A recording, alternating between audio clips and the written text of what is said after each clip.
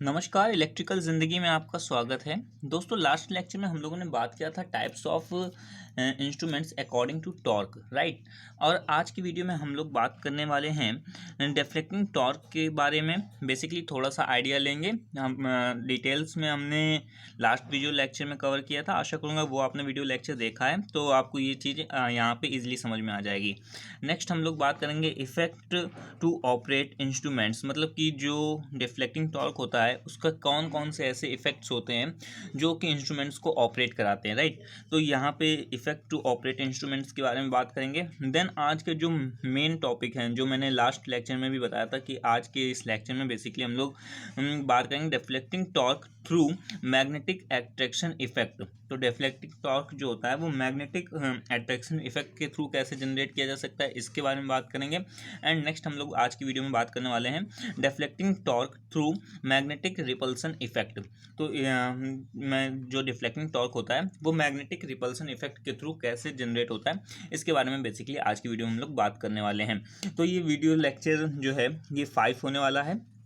आशा करूँगा last lecture आपने देखा होगा तो आपको सभी चीज़ों का आइडिया होगा। फिर भी मैं एक बार आपको जो मैंने लास्ट वीडियो लेक्चर में ट्री डायग्राम दिखाया था वो मैं आपको दिखा देता हूँ।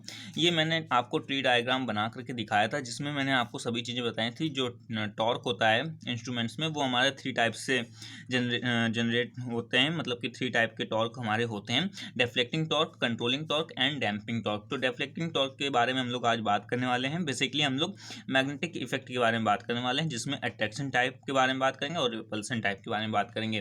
तो चलिए एक बार हम लोग देख लेते हैं डिफ्लेक्टिंग टॉर्क जो होता है वो क्या होता है और उसकी डेफिनेशन भी देख लेते हैं, राइट।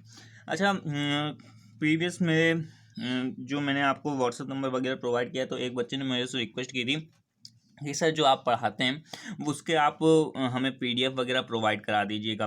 तो मैं कोशिश करूँगा कि जो आज से मैं आपको पढ़ाऊँगा उसका आपको पीडीएफ भी प्रोवाइड करूँगा। तो सभी का लिंक आपको डिस्क्रिप्शन में मिल जाएगा। और अगर आपके पास ईआईएम की बुक नहीं है तो आप वो भी डाउनलोड कर सकते हैं, लिंक आपको डिस्क्रिप्शन में मिल जाएगा। और साथ ही में मैं ट्रिपल ईएम भी कवर करा रहा हूं तो आप उसे भी देख सकते हैं। और अगर कोई भी डाउट एंड क्वेरी बनती है तो आप मुझसे मेरे सोशल मीडिया अकाउंट में बात कर सकते हैं मुझसे।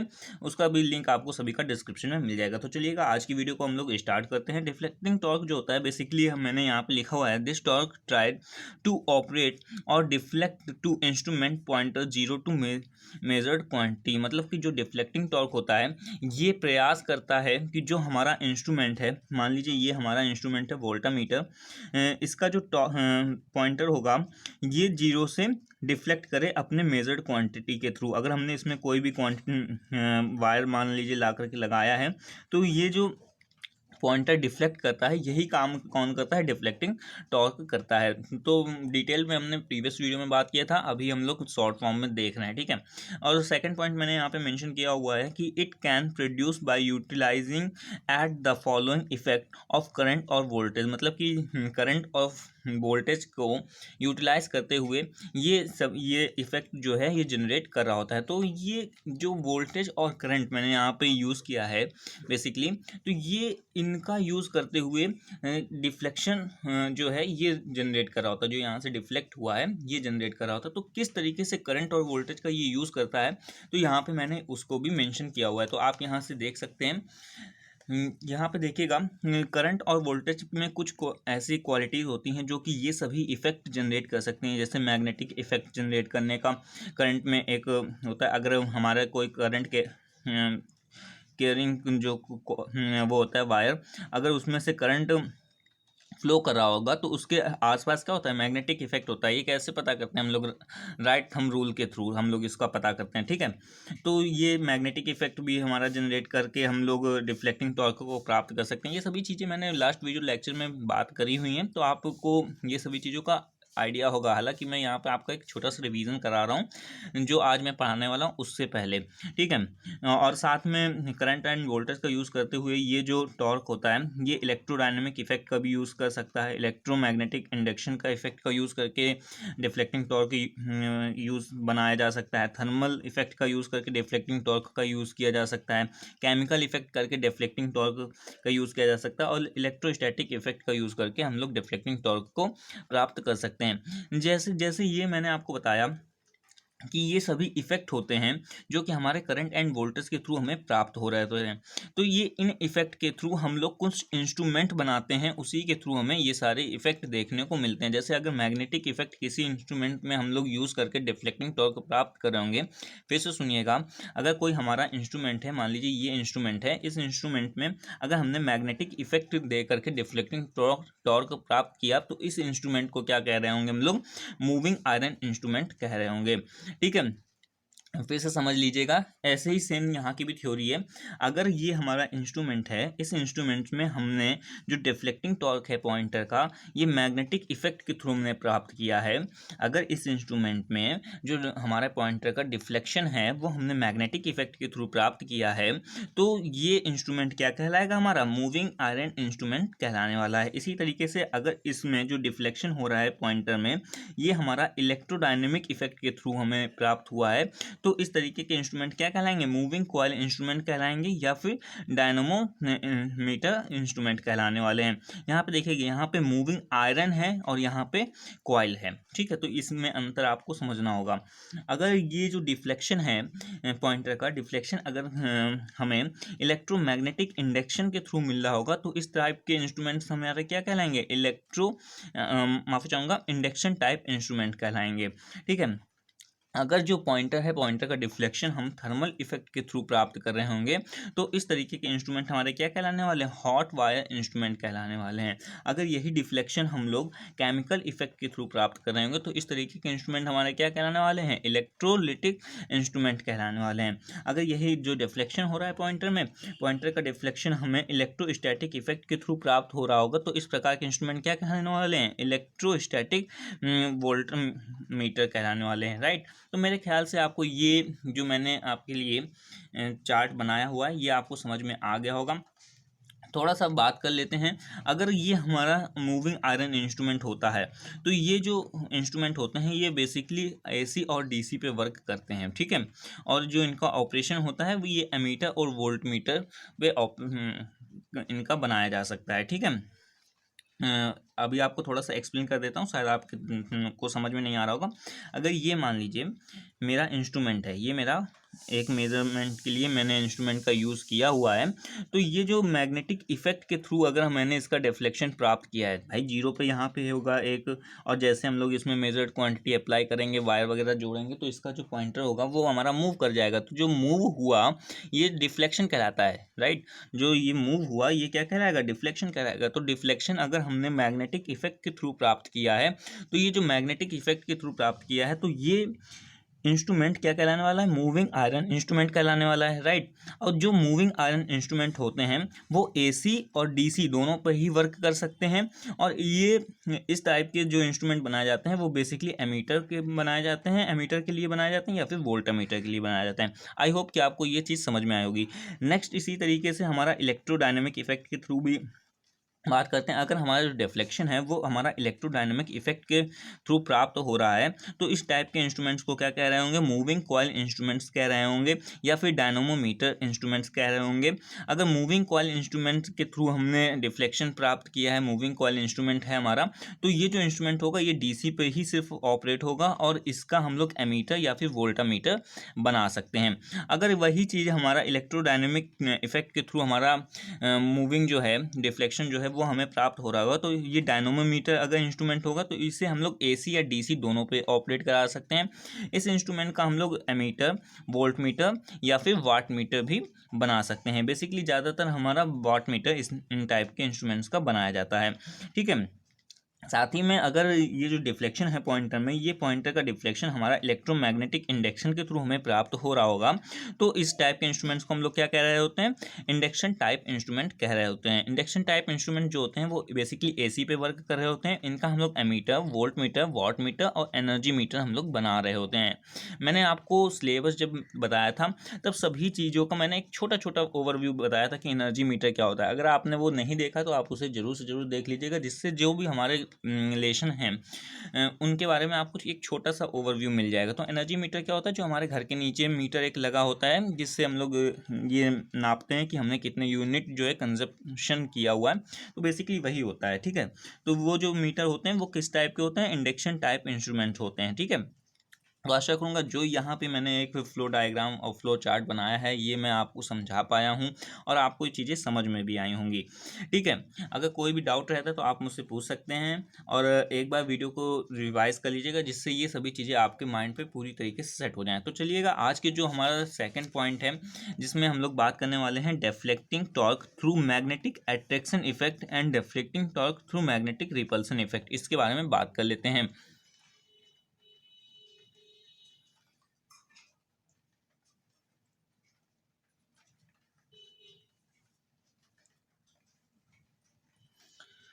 तो दोस्तों यहाँ पे मैग्नेटिक इफेक्ट जो होता है वो हमारा मूविंग आयरन इंस्ट्रूमेंट्स के थ्रू हमें मिल रहा होता है। ठीक है, तो इसमें दो तरीके के इफेक्ट होते हैं, अट्रैक्शन टाइप और रिपल्सन टाइप। दोनों के ही मैंने डायग्राम यहाँ पे बना दिए हैं। यही डायग्राम आपको जाकर के बीटीयूपी के एग्जाम शीट में भी बनाने होंगे, जो आंसर शीट होगी उसमें बनाने होंगे। बस मैंने यहाँ पे थ्योरी नहीं मेंशन किया हुआ है क्योंकि मैं थ्योरी आपको यहाँ पे समझा दूंगा जिसे आप अपने ओन वर्ड्स में अपने नोट्स को प्रिपेयर कर सकते हैं। बाकी यहाँ पे यही डायग्राम आपको बनाने हैं। डायग्राम के मेन नंबर आपको मिल रहे होते हैं, थ्योरी कोई भी एग्जामिनर नहीं पढ़ रहा होता है। तो यहाँ पे मैं डायग्राम आपको समझा देता हूँ। जो अट्रैक्शन टाइप इंस्ट्रूमेंट होता है मैंने आपको यहाँ पे भी समझाया था, एक बार देख लीजिएगा। मैग्नेटिक इफेक्ट के थ्रू अगर डिफ्लेक्शन हमें प्राप्त हुआ है तो मूविंग आयरन इंस्ट्रूमेंट कहलाएगा। और मूविंग आयरन जो इंस्ट्रूमेंट होते हैं इसमें दो तरीके के हमारे प्रिंसिपल हो सकते हैं, एक तो अट्रैक्शन हो सकता है या तो रिपल्सन हो सकता है। तो जो अट्रैक्शन होगा उसके लिए हम लोग क्या करेंगे, देखिए अगर इसे आपको माइंड में अपने बिल्कुल सेट करना है तो आप ये समझ सकते हैं मैग्नेटिक इफेक्ट, मतलब कि मैग्नेट कहीं ना कहीं यूज़ किया जा रहा होगा। ठीक है, और मैग्नेट यहाँ पे यूज़ होता है, जैसे ये हमारा एक मैग्नेट है, आप समझ लीजिएगा ये हमारा एक मैग्नेट है। इसमें एक नॉर्थ पोल होगा एक साउथ पोल होगा। तो नॉर्थ पोल और साउथ पोल में क्या होता है कि एक बार अगर हम लोग नॉर्थ पोल यहाँ पे सामने रख देंगे तो रिपल्सन हो रहा होगा, अगर यहाँ जगह साउथ हम रख देंगे तो अट्रैक्शन हो रहा होगा। तो यही चीज़ें यहाँ पे भी हैं, मैग्नेटिक इफेक्ट है तो अट्रैक्शन एंड रिपल्सन हो रहा होगा। तो क्वेश्चन आपके लिए कैसे बन सकता है यहाँ पे कि मैग्नेटिक इफेक्ट के थ्रू अट्रैक्शन टाइप इंस्ट्रूमेंट का बताइए या फिर अट्रैक्शन टाइप इंस्ट्रूमेंट का वर्णन करिए चित्र सहित। तो इस तरीके का आपका क्वेश्चन बन के आएगा। तो समझा देता हूँ इसमें क्या होता है। जो अट्रैक्शन टाइप इंस्ट्रूमेंट्स होते हैं इसमें एक हमारी सिलिंड्रिकल रॉड होती है। जैसे कि अगर मैं आपको बताऊं यहाँ पे थोड़ा सा एग्जांपल लेकर के, ये हमारा मान लीजिए सिलेंडर है। ठीक है, ये एक तरीके का क्या है, सिलेंडर है। ठीक, तो इस सिलेंडर के आसपास जो होंगी वो कॉइल्स लपटी होंगी। जैसे ये मेरे उंगलियों को क्या मान लीजिए कॉइल है, ठीक है ना। ये कॉइल्स ऐसे राउंड फिगर में लपटी हुई होंगी इसमें। ठीक, तो यही चीज़ यहाँ पे बताया गया है कि ये एक सिलेंडर है, इसमें आगे पीछे ये यहाँ पे ऐसे कॉइल कर ऐसे लपटी हुई होंगी और मैं यहाँ से क्या करूँ, बीच से इसे काट दूँ। तो बीच से काटने के बाद कैसा ये दिखाई देगा, ऐसे कुछ दिखाई देगा भाई। आप अगर यहाँ से काटते हैं, मैं आपको दिखाता हूँ, ये जैसे ये है। ठीक है, तो अगर आप यहाँ से काट देंगे तो आपके बीच के जो दो हिस्से होंगे ऐसे दिखाई देंगे। और अगर मैं इसमें कॉइल लगा दूँ तो यहाँ पे कुछ कॉइल्स होंगी और अगर कॉइल्स में हमारा करंट फ्लो हो रहा होगा तो आपने सेकंड सेमेस्टर में पढ़ा है, अगर करंट इन अंदर जा रहा होता है तो क्रॉस से दिखाते हैं और करंट जब बाहर आ रहा होता है तो डॉट से दिखाते हैं। तो यही चीज़ यहाँ पे भी हो रही है। एक ऐसे सिलेंडर था, सिलेंडर के बगल में सभी कॉइलें लगी हुई होती हैं और उसमें करंट ऐसे फ्लो हो रहा होता है अंदर के टाइप में। तो हमने उसका एक हिस्सा काट के ऐसे दिखा दिया है। ठीक ठीक है ना आपको। और जैसे ये मान लीजिए ये करंट अंदर जा रहा है, यहाँ से करंट बाहर आ रहा है, फिर ऐसे सर्कल डायग्राम ऐसे बना रहा है होता है करंट, राइट। तो यहाँ पे आपने पढ़ा है कि राइट हैंड थंब रूल के अनुसार जैसे ये करंट जाता है तो आप लगाइएगा राइट हैंड थंब रूल अपना हाथ से, ऐसे करंट जा रहा है कॉइलिंग के लिए, ऐसे करंट जा रहा है और ऐसे करंट लौट के आ रहा है। तो मैग्नेटिक फ्लक्स कहाँ पर वर्क कर रहा होगा, कुछ इस तरीके से। तो देखिए मैंने मैग्नेटिक लाइंस जो है, मैग्नेटिक फ्लक्स जो है वो इस डायरेक्शन में दिखाया हुआ है। ठीक है, तो ये यहाँ का मेन बेसिक प्रिंसिपल होता है। जैसे ही हम लोग करंट फ्लो कराते हैं अपने इंस्ट्रूमेंट में तो यहाँ पे ये वर्किंग हो रहा होता है। अब इसी में क्या कर देते हैं, एक यहाँ पे धुरी लगा देते हैं। क्या लगाते हैं, कीली धुरी लगा देते हैं। मतलब एक ऐसे आप समझ सकते हैं कीली ठोक देते हैं यहाँ पे। और कीली किस में ठोकते हैं, एक ये हमारी आयरन की प्लेट होती है, आयरन की प्लेट होती है, इसमें हम लोग कीली ठोक देते हैं। ये जो आयरन की प्लेट होती है ये मूव करने के लिए बिल्कुल फ्री होती है, क्योंकि आपने एक जगह कीली लगाई हुई है तो बाकी जगह से तो मूव कर सकती है, ऐसे ऐसे करके हैंग कर सकती है ना। तो ये फ्री होती है। तो वही ये यहाँ पे दिखाया गया है कि ये हमारे कंडक्ट कॉइल्स हैं बेसिकली, ये मतलब कंडक्टर हैं, और ये हमारी मैग्नेटिक फ्लक्स हैं, मैग्नेटिक लाइंस हैं, और ये हमारे कीलित धुरी है, और ये आयरन प्लेट है जो कि मूविंग पार्ट है। जैसे ही हम लोग अपने इंस्ट्रूमेंट्स में करंट या तो फिर हम लोग अपना वोल्टेज अप्लाई करते हैं, मैंने आपको बेसिकली बताया था कि ये जो इंस्ट्रूमेंट होता है ये एसी और डीसी पे भी वर्क कर सकता है। यहाँ पे आपने देखा होगा कि यहाँ पे मैंने आपको बताया था ना कि मूविंग आयरन इंस्ट्रूमेंट जो होता है वो एसी और डीसी पे भी वर्क कर सकता है, और एमीटर वोल्ट मीटर बनाते हैं। तो यही चीज़ है कि ये एसी और डीसी पे भी वर्क कर सकता है। जैसे इसमें एसी या डीसी करंट या फिर एसी या डीसी हम लोग फ्लो कराते हैं, तो यहाँ पे हमारा मैग्नेटिक इफेक्ट जनरेट हो जाएगा, और जितना ही ज़्यादा हमारा क्वांटिटी होगी, मतलब कि जितनी ज़्यादा एसी हम अप्लाई करेंगे, मान लीजिए कि 5 वोल्ट हमने एसी अप्लाई की और एक बार 10 वोल्ट एसी अप्लाई की, तो क्या होगा कि यहाँ पे अगर 5 वोल्ट एसी अप्लाई करेंगे हम लोग, तो यहाँ पे क्या होगा कि इसकी तुलना में कम मैग्नेटिक इफेक्ट बनेगा। आप समझिएगा, अगर 5 वोल्ट हमने एसी अप्लाई करी तो इसकी तुलना में 10 वोल्ट की तुलना में कम मैग्नेटिक फील्ड जनरेट होगा, और 10 वोल्ट जब हम लोग अप्लाई करेंगे एसी, तो फिर हमारे पास यहाँ 5 वोल्ट के अकॉर्डिंग में ज़्यादा बनेगा। एसी अप्लाई करें या डीसी अप्लाई करें, दोनों में ही मैग्नेटिक इफेक्ट देखने को आपको मिल जाएगा। तो जैसे ही हम लोग 5 वोल्ट के एसी या डीसी अप्लाई करते हैं, तो यहाँ पे मैग्नेटिक इफेक्ट देखने को आपको मिल जाएगा। जैसे ही मैग्नेटिक इफेक्ट हमारा जनरेट होता है, तो ये जो प्लेट होती है आयरन की, ये हमारी यहाँ को मूव करती है, और यहाँ पे क्या लगा होता है, एक पॉइंटर लगा होता है, ऐसे करके पॉइंटर लगा होता है, और यहाँ पे कैलिब्रेटेड स्केल लगा होता है। मैंने सभी चीज़ों की आपको डेफिनेशन लास्ट वीडियो लेक्चर्स में बताई हुई है अच्छे से, तो वीडियो को सीक्वेंस वाइज देखेंगे तो आपको पता चल जाएगा कैलिब्रेटेड स्केल वगैरह क्या होते हैं। तो यहाँ पे एक लगा होता है, ऐसे पॉइंटर लगा होता है, और यहाँ पे क्या होता है, कैलिब्रेटेड स्केल होता है।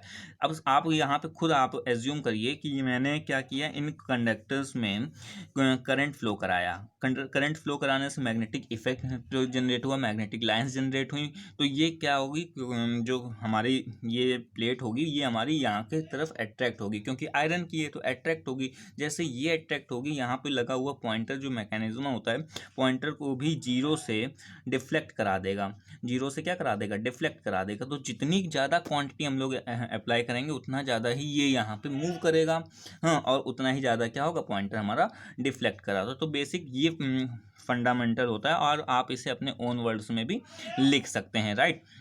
तो ये होता है हमारा अट्रैक्शन टाइप इंस्ट्रूमेंट, जो कि हमारा मैग्नेटिक इफेक्ट के थ्रू जनरेट किया जाता है। अभी हम लोग बात कर लेते हैं रिपल्सन टाइप इफेक्ट के बारे में, जो कि हमारा मैग्नेटिक इफेक्ट के थ्रू जनरेट किया जाता है। आपको पता है कि यहाँ पे क्या हुआ कि अट्रैक्शन हो रहा है, और यहाँ पे क्या हो रहा होगा, रिपल्सन हो रहा होगा, राइट। तो यहाँ पे क्या होता है कि ये जो हमारा ये होता है हमारा स्टैटिक मैग्नेट होते हैं, आप इसे समझ सकते हैं। मैं आपको बता देता हूँ, आप एक काम कर सकते हैं, अगर आपको बेहतरीन तरीके से मैं समझाने का कोशिश करूं, तो ये जो होगा, ये जो हमारी रॉड है, ये आप देख रहे हैं रॉड, ये कैसे होगा, हमारी मूविंग पार्ट होगा। ये जो रॉड होगी ये हमारी मूविंग पार्ट होगी, मतलब ऐसे ऐसे गोल गोल घूम सकते होगी। मान लीजिए ये पेन है मेरा, तो ऐसे ऐसे गोल गोल घूम सकता है, तो ये क्या है, मेरा मूविंग पार्ट हो गया, राइट। और ये क्या होती है, हमारी बियरिंग वगैरह लगी होती है। बियरिंग किस काम में आती है कि जहाँ पे रोटेशन हो रहा होगा तो स्मूथ रोटेशन हो सकता है, तो ये हमारी बियरिंग लगी होती हैं। और इसी तरीके से क्या होते हैं, यहाँ पे हमारे कंडक्टर जो होते हैं प्लेस होते हैं, कंडक्टर या फिर कॉइल आप कह सकते हैं प्लेस होती है। अब यहाँ पे आप फिर से राइट हैंड रूल लगाइए, राइट हैंड थंब रूल। यहाँ पे से करंट अंदर जा रही है, यहाँ पे से करंट बाहर आ रही है, आप देख पा रहे हैं। तो ऐसे आप लगाएंगे तो ये देखिए जो आपका मैग्नेटिक फ्लक्स है या फिर मैग्नेटिक फील्ड की लाइन डायरेक्शन होने वाली है, वो क्या होने वाली है, इधर साइड में होने वाली। तो यही चीज़ मैंने यहाँ पे भी दिखाया हुआ है, मैग्नेटिक फ्लक्स या मैग्नेटिक लाइन्स की डायरेक्शन क्या है, इधर साइड में है।